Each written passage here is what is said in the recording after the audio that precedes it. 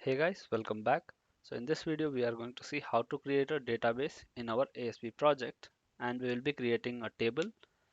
So let's get started with it. So here I have opened my Visual Studio, and my project name I have given as my project. So we're going to say add and new item.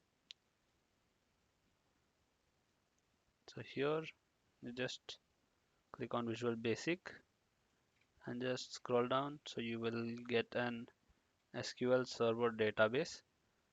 So just click that SQL Server database. So you'll get here .mdf file. So just rename this database name to whatever your project name is. I'll say mydb add and just say yes.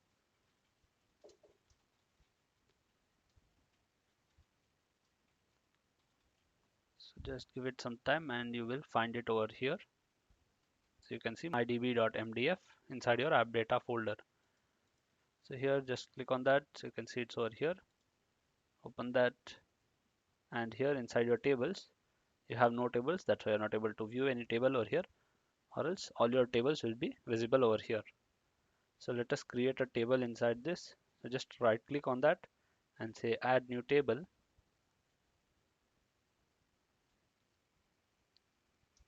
And here we need to specify the table name. So let this load and we will start with it. So just select this and give your table name. So I'm going to keep it as users. So we will be storing the registered users data in this table. So you have ID over here as the primary key, and select the ID, and we are going to enable the auto increment for that ID. So just in the properties you can just see here identity specification. Just open that and you can see each identity, just make that to true, and you can see here identity increment is by 1 and it will start from the number 1. So that's it, you just leave it over there. And here we are going to create the next column, that is going to be the f name, and that is going to be varchar of 50, and I'm not going to allow null over there.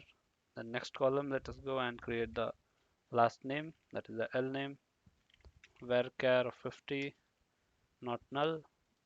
And then the next column is going to be gender, that is also going to be varchar, not null. And the next we have phone, varchar, not null.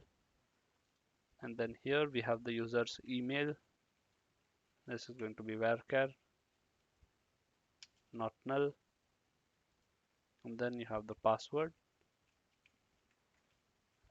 varchar of 50, or you can just increase the length if you require, you can make it to 100, and not null. And then the next we'll have the status, and this is going to be tiny integer, not null. And here, so next we have the role as column, and this is also going to be tiny integer, not null. And for this we have default value as 0, and even for the status we are going to keep it as 0.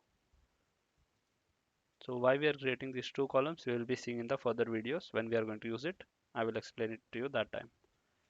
And here we have the created at column, and this data type is going to be date time, not null. And in the default you just have to give get date function.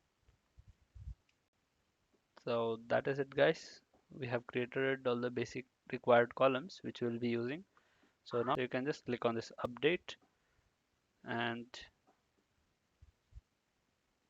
update database. So here you can see update complete. So I'll just close this, and inside your, and just click on this mydb.mdf and refresh. So you can see inside your tables you have got your users table.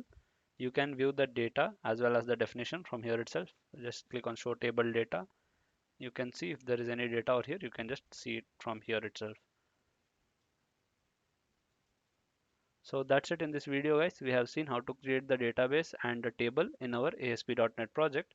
So in the next video, we will be creating a registration form and we will register the users and store that registered data in our users table. So thank you for watching this video, guys. Please like the video and subscribe to this channel. Thank you.